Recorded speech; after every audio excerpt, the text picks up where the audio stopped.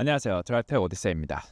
드디어 미국 4월 2일 이제 해방의 날이라고 하면서 도널드 트럼프가 그토록 이야기하였던 이제 관세가 어떻게 될 것인지, 광범위한 관세, 상호 관세 공개된 내용은 각 나라별로 이제 관세가 조금씩 다르게 부과가 되게 되어 있습니다. 중국은 이제 34% 추가예요. 추가. 원래 이제 20% 관세가 있는데 거기에 이제 추가로 34%, 그럼 54%가 되는 거였죠. 그 유럽 연합의 20%, 베트남 같은 경우에는 무려 46%, 대만이 32%, 일본이 24%, 그리고 한국도 포함이 되어 있습니다. 한국도 25%라는 이제 관세를 받게 되었죠. 이렇게 이제 관세를 발표하였습니다. 이 관세가 언제 끝날 것이냐? 그거에 대해서 도널드 트럼프는 이제 이렇게 이야기를 했어요.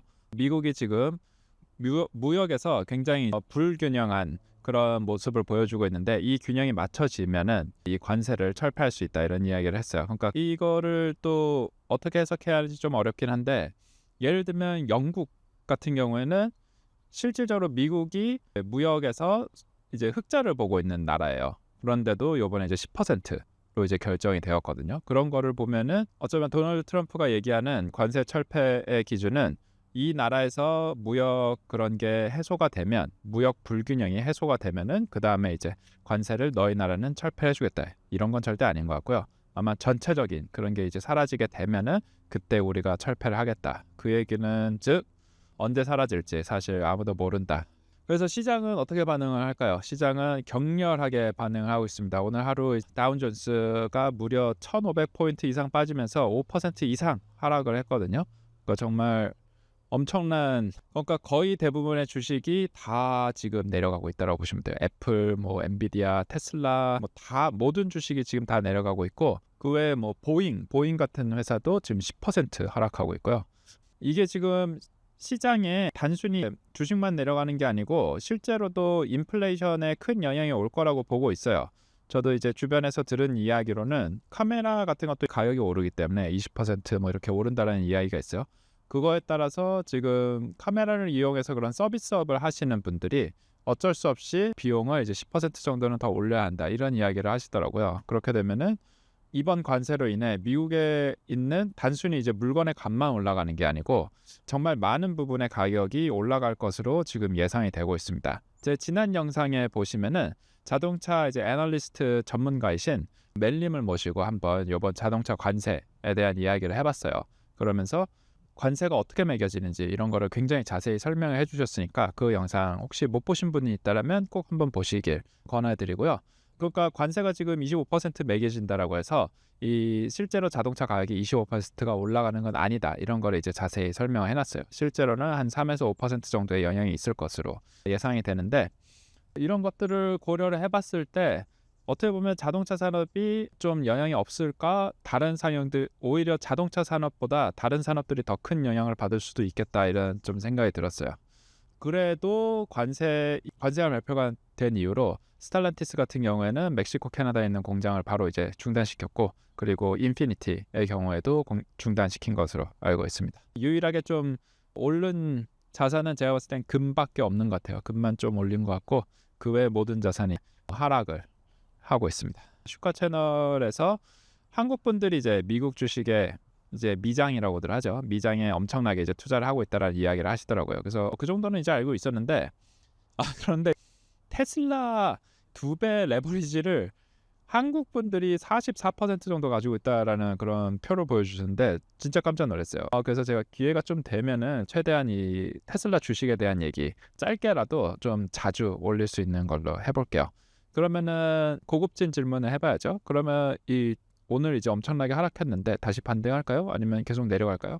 제 생각에는 이게 쉽지 않다라는 생각이 들어요. 지금 바로 캐나다에서 보복 관세랑 유럽에서 보복 관세 이야기를 하고 있죠. 그래서 캐나다 보복 관세는 심지어는 뭐 오늘 내일 발표한다는 얘기가 있어요. 이거 발표되면 제 생각엔 또 주식시장은 내려갈 수밖에 없을 것 같고, 유럽 관세까지 이제 발표가 돼버리면은 더 내려갈 수밖에 없다라는 생각이 듭니다. 동시에 도널드 트럼프가 이 관세가 완전 확정이냐라는 거에 대해서 약간 좀 혼선이 있는 것 같아요. 백악관 대변인들은 관세는 이제 네고시에이션 할 수 있는 부분, 협상할 수 있는 부분이 아니다, 이렇게 얘기하고 있는 것 같고, 근데 이제 도널드 트럼프 같은 로이터 통신에 의하면은 에어포스 원에서 관세 관련해서 충분히 좋은 딜이 있다라면 협상은 가능하다 이렇게 이야기를 하고 있습니다. 사실 지금 도널드 트럼프랑 엄청난 로비를 해야 하는 굉장히 중요한 시점인 것 같아요. 오늘 또 한국도 엄청나게 큰 뉴스가 있어요. 지금 지금 시간이 얼마 안 남았는데 곧 아마 윤석열 탄핵 선고가 있을 예정입니다. 그래서 저는 사실 그렇게 크게 신경을 쓰고 있지 않은데, 왜냐하면 그렇게 이렇게 50-50로 나뉘는 그런 문제라고 생각하지는 않아요. 그래서 좀 당연한 결과가 나오기를 기대하고 있고, 미국 관세 뉴스 전 세계에서 다 헤드라인으로 보고가 될 정도로 가장 큰 뉴스 중에 하나인데, 아마 유일하게 대한민국만 지금 더 큰 헤드라인 뉴스가 있어가지고서는 좀 묻히고 있는 경향이 있는 것 같습니다. 조금 어려워 보이지만 특히 이제 미국 주식 많이 투자하신 분들한테는 굉장히 안 좋은 뉴스고, 그리고 한동안 전망도 좀 밝아 보이지는 않는데 너무 그렇게 또 어둡다라고 생각하지는 않아요. 또 이 관세표 자세히 또 보면은 묘하게 관세가 적은 나라들이 있어요. 유럽 쪽에는 이제 영국이 10%죠. 그리고 아시아 쪽엔 또 싱가포르이 10%예요. 남미 쪽엔 이제 브라질이 10%고, 이런 거를 보면은 어떻게 보면은 비즈니스라는 게 늘 그렇잖아요. 이런 문제가 있었을 때 어떻게 해서든지 이제 대응책과 해결책을 찾아내는 거. 지금 대만 같은 경우 엔비디아가 대표적이죠. 거기서 많은 물건들이 미국으로 들어오고 있는데 이 관세 지금 30 몇 % 이상 받아야하는데, 이거를 어떻게 하면은 잘 핸들링하는 게 또 제가 봤을 땐 기지일 것 같아요. 아마 싱가포르나 이런 데로 어떻게 우회를 할 수 있는 방법이 있을 것 같다는 좀 생각이 들었어요. 특히 이제 애플 같은 경우에도 거의 모든 프로덕트가 사실 중국에서 오잖아요.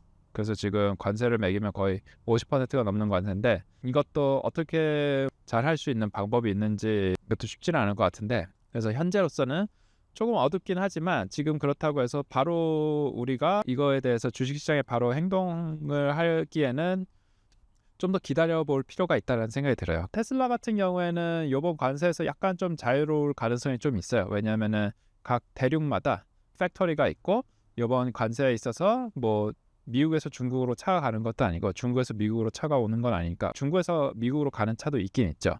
근데 물량이 그렇게 많은 차들은 아니고, 그렇기 때문에 제가 봤을 때는 영향이 없지는 않겠지만, 근데 이제 그렇게 큰 영향을 있을 것 같지 않다. 공장을 멈춰야 하는 그런 일은 없을 것 같아요. 미국 관세 때문에.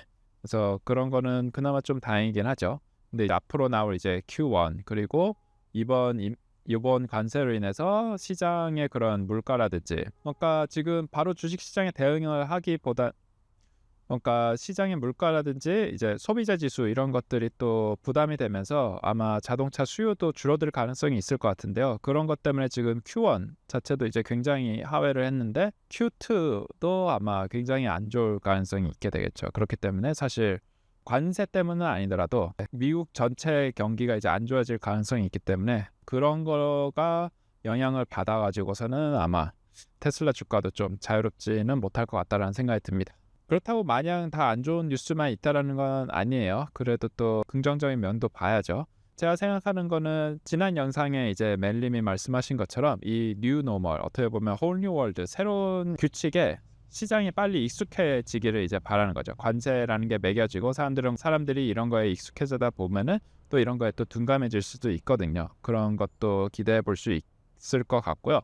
그리고 또 다른 거는 금리겠죠. 금리 인하만이 지금 주식시장의 분위기를 좀 바꿀 수 있는 가장 중요한 카드일 것 같은데, 이번 일로 인해서 이번 일로 사실 금리 인하가 빨리 오기는 쉽진 않겠지만, 그래도 금리 인하가 지금 현재로서는 한 올해 2번에서 3번 정도 있을 거라는 이야기가 외부로 나오고 있는데, 이번 일로 인해서 그 시기가 좀 더 당겨지거나 아니면은 4번 정도 금리 인하를 하거나 이런 식으로 된다라고 하면은 어쩌면 주식시장에 다시 또 활기를 불어넣을 수 있는 좋은 계기가 될 수 있다라고 생각이 들어요, 저는. 그래서 지금 테슬라 주식을 포함해서 미장에 공격적으로 투자하시는 분들 굉장히 속이 쓰리실 것 같은데, 한동안 지금이 저점이라고는 저는 사실 보진 않는 것 같아요. 그래서 더 내려갈 가능성이 좀 더 높은 것 같고, 그래서 아직은 우리가 좀 더 뉴스를 지켜봐야 하는 상황인 것 같고, 뉴스를 지켜보면서 제가 좀 발견한 특이한 점들이 있으면 공유할 수 있는 걸로 하겠습니다. 그러면 오늘 여기까지 해보고요. 또 다음에